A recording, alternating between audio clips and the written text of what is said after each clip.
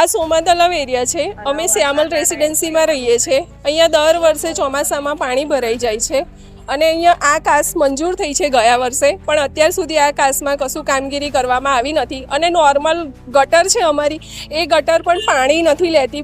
ગટર ખોલીને જોયું તો એમાં પાણી ફૂલ ભરેલું જ છે. તો કોર્પોરેશનમાં ફરિયાદ કરવામાં આવે છે તો એ લોકો ત્યાંથી સાફ કરવા મોકલે છે, પણ પાણી જતું કેમ નથી? સાફ સફાઈ સરખી કરે તો અત્યારે અમારે આ હેરાન ના થવું પડે ને. 15 કેટલી વખત રજૂઆત કરી છે. જ્યારે પણ અહીંયા પાણીનો પ્રોબ્લેમ થાય છે ત્યારે અહીંના પેલા શું નામ સ્નેહલ પટેલને ફોન કરવામાં આવે છે તો એ ફોન રિસીવ બી ઉઠાવતા નથી.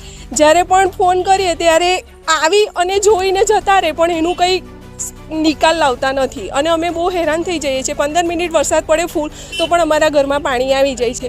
અને હસબન્ડ હોય તે જોબ પર જતા રહે, છોકરાઓ નાના હોય તો લેડીઝ એકલી ઘરમાં કરે શું? અને દર વર્ષે આ રીતે ઘરમાં નુકસાન થાય તો એ દર વર્ષે કેવી રીતે નવી વસ્તુ વસાવી શકે? જેમ કે ફ્રીજ છે, વોશિંગ મશીન છે, ઘરમાં કઈ અનાજ કરિયાણું છે, કઈ વસ્તુ ના હોય.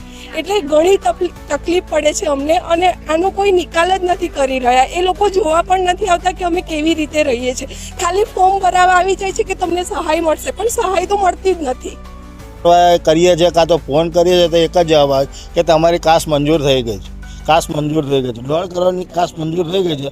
આજે 2 વર્ષથી અમે જોઈએ છીએ કોઈ કાસ માટે કોઈ ખોદકામ બી નથી, એમનું કામ કરતું નથી, કોઈ માણસ અહીં આવીને જોતો. હમણાં 1 મહિના પહેલાં મારે એમની જોડે વાત થઈ હતી તો એમને માણસ મોકલ્યો હતો તો એમને એવું કીધું કે આ તો કાસ લક્ષ્મણભાઈનું કામ છે.